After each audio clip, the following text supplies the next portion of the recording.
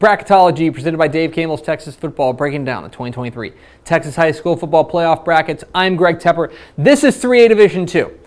I'm going to level with you. I feel like I know what's going to happen over here.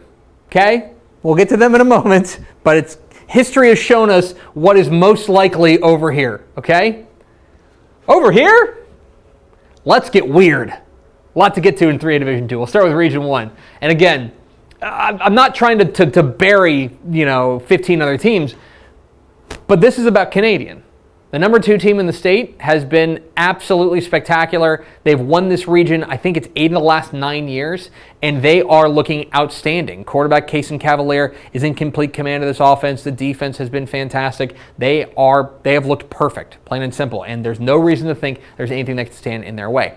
Who could get in their way? Right? Down here in the bottom half of the bracket, I like this Idalou team from up in the Panhandle. I think this team is a dangerous team. That first round matchup with Spearman, though. Spearman's a pesky 4 seed.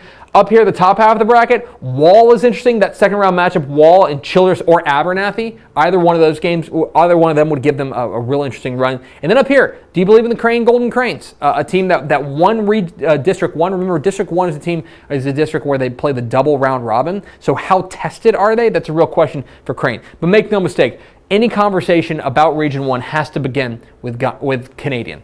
Now let's talk about this Region 2, where any conversation has to begin with Gunter. The defending state champs, the number 1 team in the state, quarterback Walker Overman, all the playmakers they've got. This team looks the part of a state championship contender. I believe they've won the region 9 straight years. There's no reason to think that there's anybody other than Gunter who's going to come out of Region 2.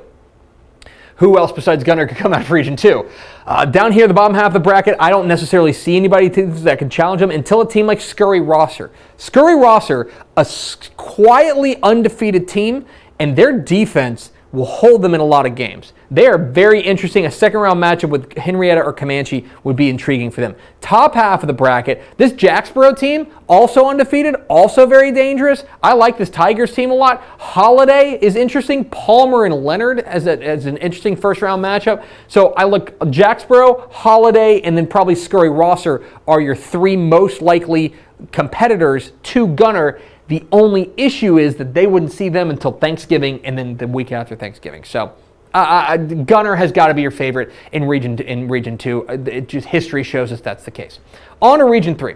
Region 3 is where things get really interesting because you got East Texas speed and a lot of teams that are evenly matched. Harmony knocked off Dangerfield in Week 11 to grab the District 11 title.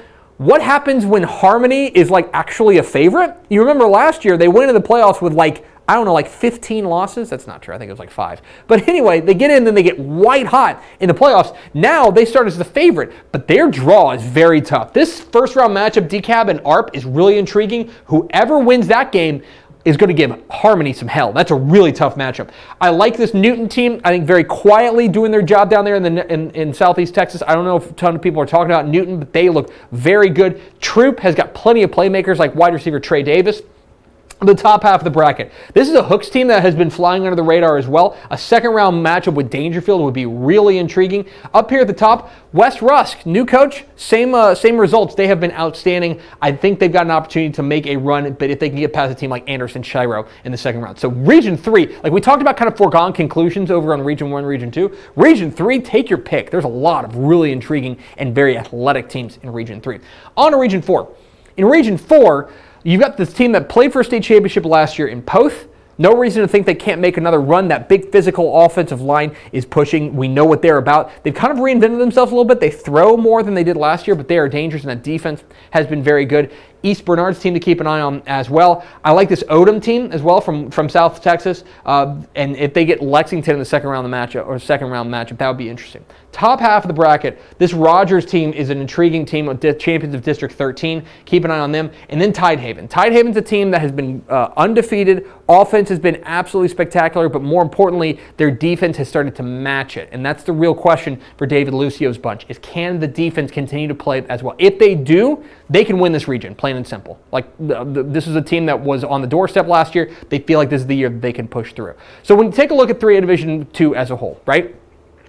Over here it feels like we're getting Gunter Canadian part whatever, right? And like I wish I could tell you that I see something else, but I feel like it would be a huge shock if we didn't get Canadian and Gunter over here. Over here, though, is where the intrigue lies. There's going to be a really dangerous team from East Texas or Southeast Texas out here, and there's going to be a really dangerous physical team from South Texas over here. And that matchup is such a stylistic clash that it makes that as interesting a semifinal as this one, where I think this, no matter what, whoever wins Gunter Canadian is going to be the favorite to win the state championship. So no matter how you slice it, 3A Division II, it's got some big favorites, but also a lot of intrigue on Region 3 and Region 4. That's what's going to make it so fun to watch, and we will be watching it every step of the way at TexasFootball.com.